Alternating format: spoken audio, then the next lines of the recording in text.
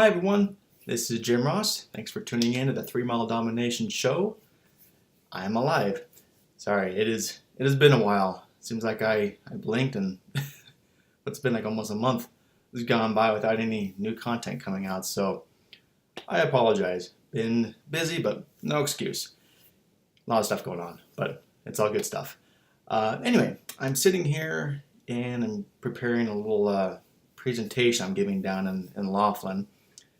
And that's what got me thinking, like, man, I'm creating this content for these guys and giving this presentation down there for the Tri-State event. But I haven't done any other content out for a while, so I'm going to kind of do a little bit of two things at once here. What I'm giving the presentation on is revenue management. And with revenue management, there's so much out there of different philosophies, and then do this, do that, and I mean, you name it. I mean, it's a lot of it out there. I keep things simple as much as possible. It seems to be more effective, at least for me and my management style, and for my managers to be on board and owners to understand. So I'll dissect it in some future videos here, but I want to kind of give you the overview. And really it comes down to self-storage, revenue management, and just revenue management in general. It comes down to 3 categories. First is you need to boost your rentals. Okay, you need to drive traffic. Got to have traffic to drive the revenue. So you need to have a focus on getting more rentals. Easy enough? Well, actually it's not easy enough. There's a lot to it, but number 1. And the goal here is, let me reverse a little bit. Go back a little bit.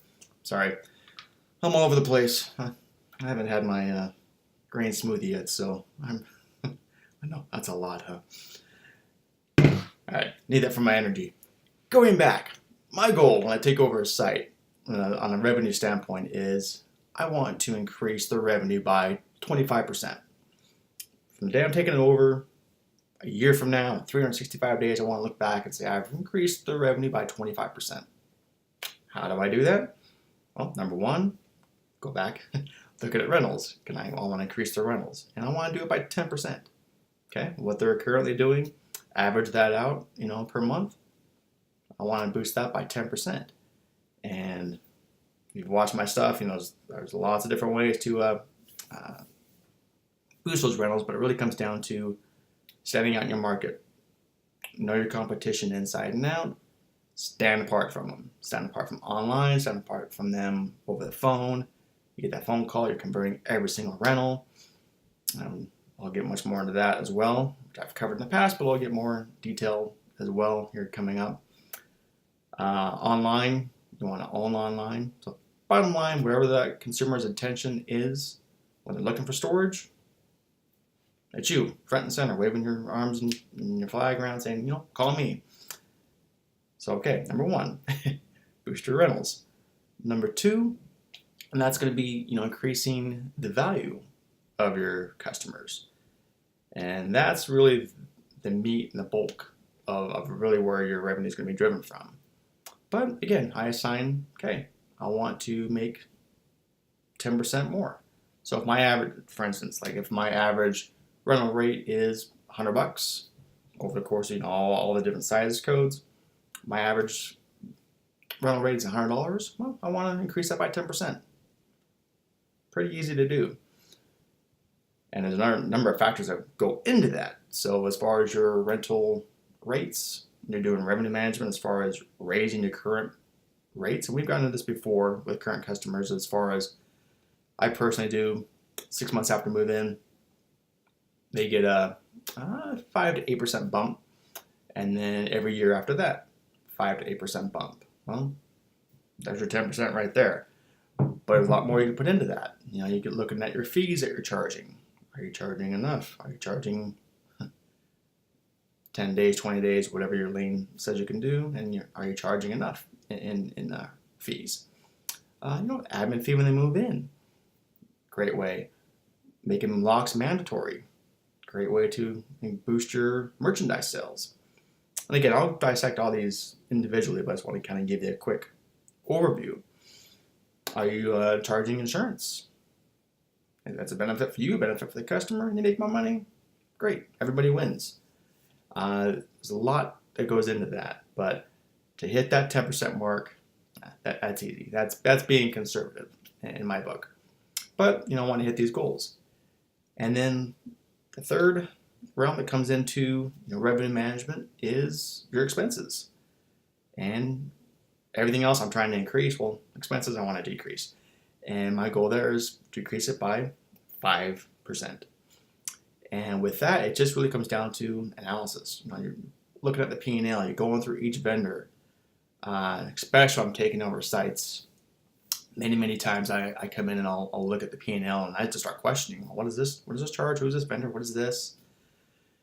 And many times it's like, I don't know, we've been paying that for a long time. And just really haven't analyzed what the vendors are. Many times it's unnecessary, it's outdated, it's too expensive for what the value you're getting. There's other alternatives out there.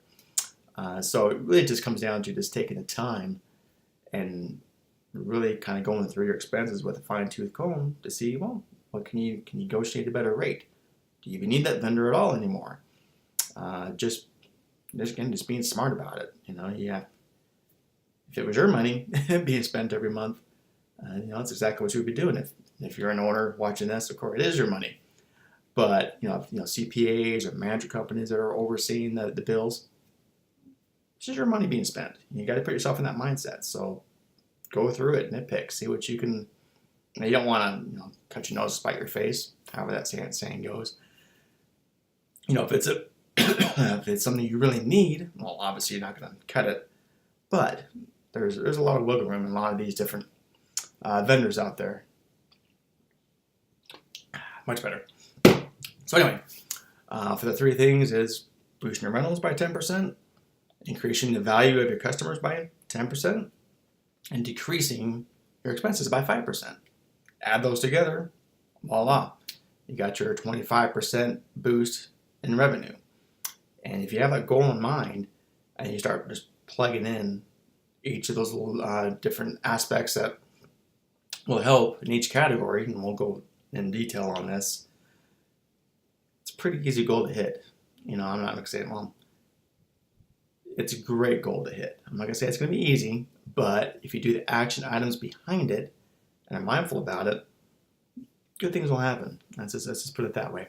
So anyway, a little bit longer than I wanted to on this video, but it's okay. It's been a while. So thank you. Glad to be back.